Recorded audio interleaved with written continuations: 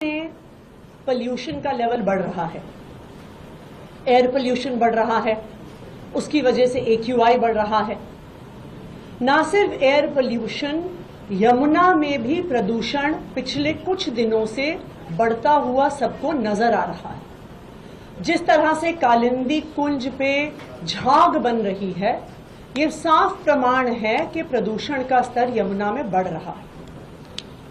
आज दिल्ली वाले ये जानना चाहते हैं कि आखिरकार दिल्ली में हवा में, पानी में प्रदूषण बढ़ने का असली कारण क्या है। आज मैं सभी दिल्ली वालों को बताना चाहूंगी कि दिल्ली की हवा में प्रदूषण बढ़ने का, दिल्ली के पानी में प्रदूषण बढ़ने का असली कारण है भारतीय जनता पार्टी की गंदी राजनीति। सब दिल्ली वालों को पता है कि सर्दी के मौसम में दिल्ली का पोल्यूशन का लेवल बढ़ने का एक महत्वपूर्ण कारण है पराली का जलना। एक तरफ आम आदमी पार्टी की पंजाब सरकार है जिसने लगातार 2 साल के प्रयासों से पराली जलने की घटनाओं को कम किया है। केंद्र सरकार के ही आंकड़े ये बताते हैं कि आम आदमी पार्टी की सरकार पंजाब बनने से पहले 2021 में 71,300 फार्म फायर्स के स्टबल बर्निंग के इंसिडेंट्स पंजाब में हुए। लेकिन आम आदमी पार्टी की पंजाब सरकार के प्रयास से वो 50% रिड्यूस हो गए 2023 तक, जब लास्ट ईयर मात्र 36,600 फार्म फायर्स यानी स्टबल बर्निंग, पराली जलना आधा हो गया आम आदमी पार्टी की सरकार बनने के बाद। आप इस साल के भी आंकड़े उठा के देखिए। हर रोज केंद्र सरकार का institute of agricultural research IARI Pusa stubble burning के आंकड़े जारी करता है। अगर आप उन आंकड़ों को देखने जाएंगे तो 1 अक्टूबर और 15 अक्टूबर के बीच में पंजाब में 2023 में 1105 फार्म फायर्स हुई थी। वो इस साल घट के सिर्फ 811 रह गई हैं, यानी 27% रिडक्शन। दूसरी तरफ अगर आप हरियाणा और यूपी, जहां पे भारतीय जनता पार्टी की सरकारें हैं, उनके आंकड़े देखने जाएंगे तो दिखता है हरियाणा में जहां पे पिछले साल 1 और 15 अक्टूबर के बीच में 341 फार्म फायर्स हुई थी, वो 23% बढ़कर 417 पहुंच गई हैं। यूपी में जहां पे पिछले साल 244 फार्म फायर्स हुई थी, वो 70% बढ़ के 417 पर पहुंच गई हैं। यानी भारतीय जनता पार्टी की गंदी राजनीति बिल्कुल साफ है। अगर आम आदमी पार्टी की पंजाब सरकार पराली जलना रोक सकती है, कम कर सकती है, तो हरियाणा की सरकार क्यों नहीं कर सकती? उत्तर प्रदेश की भाजपा सरकार क्यों नहीं कर सकती?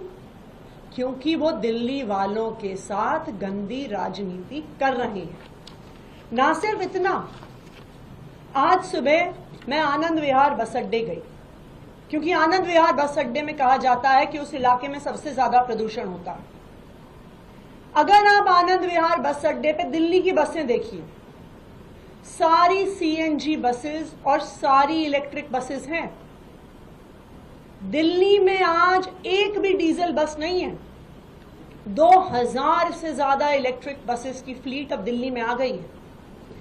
दूसरी तरफ उत्तर प्रदेश और हरियाणा, जहां से इंटर स्टेट बसेस दिल्ली आती हैं, जहां पे दिल्ली के बॉर्डर पर अनेकों बस स्टैंड्स हैं, उनकी 100% बसें आज भी डीजल बसेस हैं।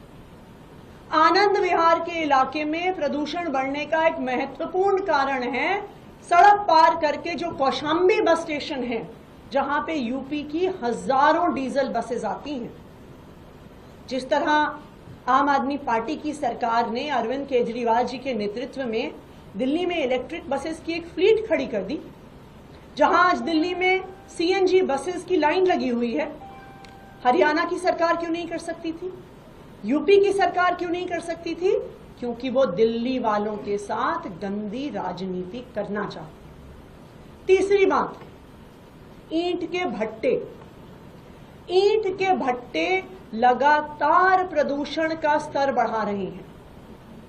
दिल्ली के अंदर एक भी ईंट का भट्टा आपको नहीं मिलेगा, लेकिन एनसीआर के एरिया में अगर आप जाइएगा तो हरियाणा में, यूपी में 3800 ईंट के भट्टे हैं, जिनसे लगातार दिल्ली का और आसपास के इलाकों का प्रदूषण बढ़ रहा है।